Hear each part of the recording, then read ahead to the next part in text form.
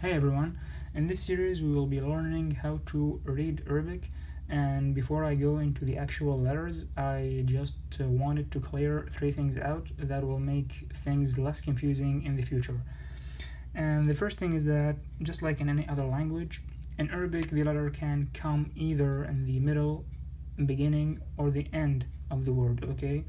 So let's take an example. For example, this letter here, okay? When it comes in the beginning, it will look something like this, and when it comes in the middle, it will look something like this, and when it comes at the end, it will look something like this.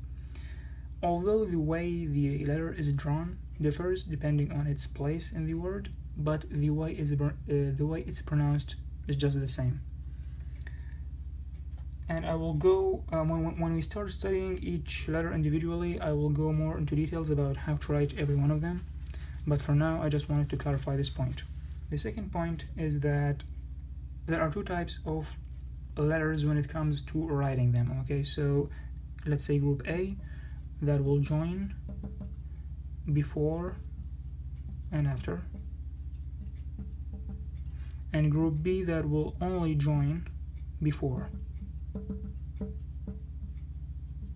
Okay, so what do I mean by that?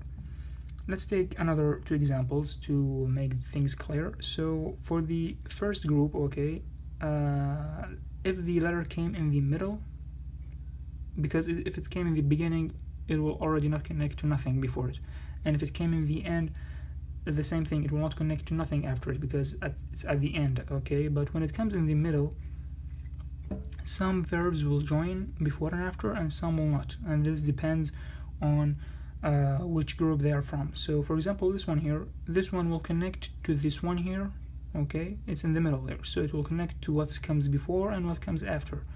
But for this letter, for example, this one will only connect to the one here, the one before it, and not to what comes after it, okay? So there will be this separation here, okay? And you can notice this when you read some words. There are some separations within the words, and the reason for this is, it's because one of the letters is of this group.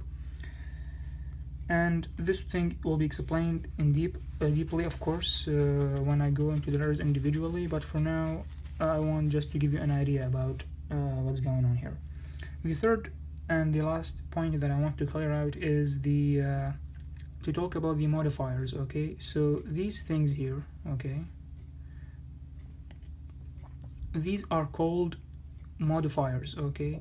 And they usually come either above or below a letter, and they will change the way that letter is pronounced. And I will be talking about these guys here, the modifiers, in the next video because they kind of important, because using those will give you so many different sounds in the language. So the next video will be dedicated all to these guys here, and from the third video on we will be talking about the individual letters and everything that concerns them. So bye for now, and see you in the next video.